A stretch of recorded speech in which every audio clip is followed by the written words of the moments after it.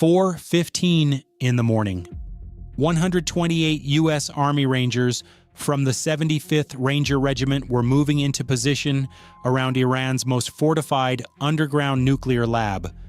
Outside the mountain entrance, 620 Iranian forces from the IRGC defended the site that held over 300 kilograms of highly enriched uranium in reinforced vaults deep below ground. The Rangers had less than 60 minutes to seize the IRGC head and destroy the lab. The underground facility sat inside a mountain, and Iran believed its thick rock layers and heavy defenses made it untouchable. Iranian forces kept hundreds of guards on rotating shifts with machine gun nests, anti-air positions, and quick reaction teams ready at every tunnel entrance. They stored the enriched uranium in blast-proof chambers 80 meters down and thought no ground team could reach it fast enough. The assault plan split the U.S. Army Rangers into 4 elements. Alpha element would breach the main entrance and push to the command center to seize the IRGC head. Bravo element would secure the surface perimeter and take out anti-air guns. Charlie element would clear the upper tunnels and set charges on power systems. Delta element would drop in from helicopters to block the rear escape routes and support the deep push. At 4:22 in the morning, the operation began. U.S. Army Rangers hit the site from 3 directions at once. Alpha element blew the outer gates with shaped charges, while Bravo element opened fire on the guard towers. Iranian forces scrambled as alarms blared and searchlights swept the slopes. The first Iranian reaction teams ran toward the main entrance but met heavy fire from U.S. Army Rangers already inside the fence line. Alpha element cleared the first checkpoint in under 2 minutes. They moved through the smoke and engaged Iranian forces at close range with M4A1 SOP-Mod 2 rifles. A PKM machine gun opened up from a side bunker.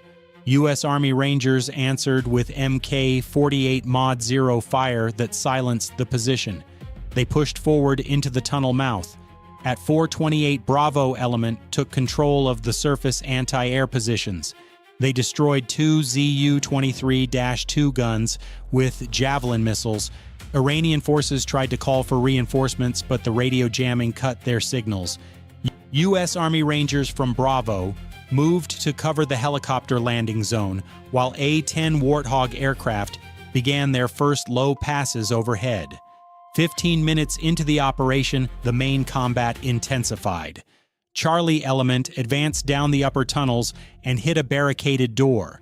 They placed a linear charge and blew it open.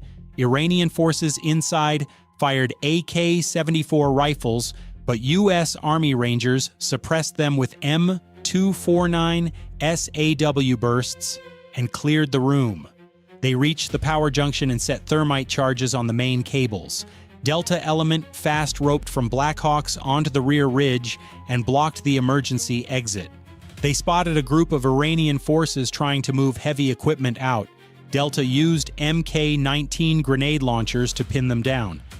U.S. Army Rangers advanced under covering fire from the A-10 Warthogs that strafed the open ground with their 30mm cannons. By the 28-minute mark, Alpha element had fought their way to the mid-level command post. Iranian forces had sealed a blast door ahead of them. A breacher placed a shaped charge on the locking mechanism and detonated it. The door flew inward.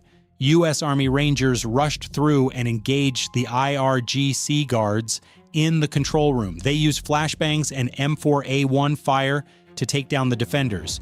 Iranian forces reacted with desperation. A counterattack team of 40 guards charged up from the lower levels with RPG-7 rockets. Bravo element on the surface called in A-10 Warthog support. The aircraft made tight turns and unleashed accurate cannon runs that shredded the Iranian advance. The ground shook as the Warthogs tore through the exposed positions. At 4:55, Charlie element reached the ventilation shafts and dropped C4 packs to collapse them. This cut off fresh air to the deeper sections.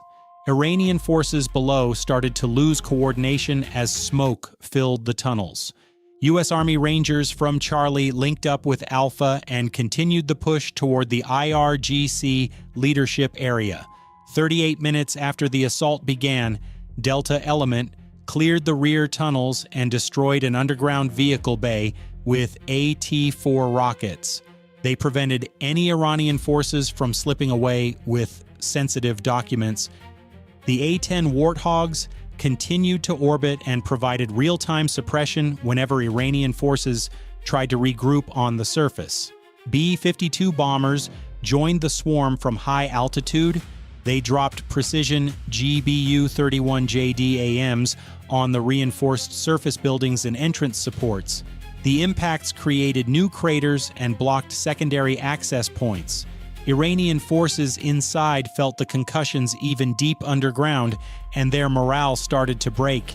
By the 52-minute mark, U.S. Army Rangers had the command level secured.